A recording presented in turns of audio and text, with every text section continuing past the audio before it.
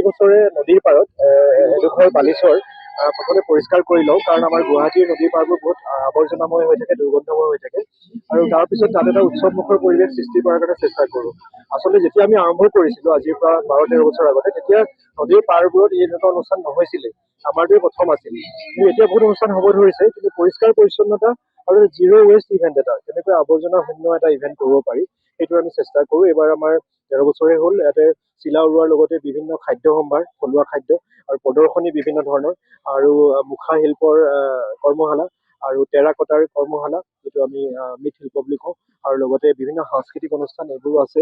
আৰু আমি আচলতে বিচাৰোঁ যে ৰাইজ ইয়াৰ লগত জড়িত হওক, কাৰণ এইটো আচলতে এটা ইভেণ্ট নহয় অকল, এইটো এটা কেম্পেইন আচলতে। আৰু সেই কেম্পেইনটোৰ এটা কেম্পেইনটোত ৰাইজক জড়িত কৰাৰ কাৰণেহে ইভেণ্টটো কৰা হৈছে।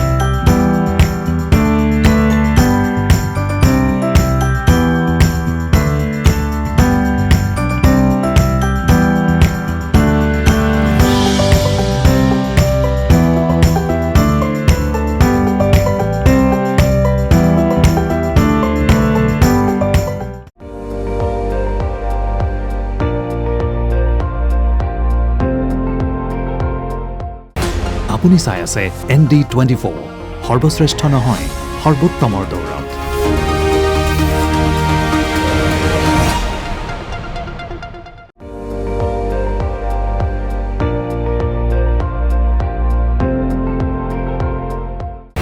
আপুনি চাই আছে ND24, সৰ্বশ্ৰেষ্ঠ নহয়, সৰ্বোত্তমৰ দৌৰত।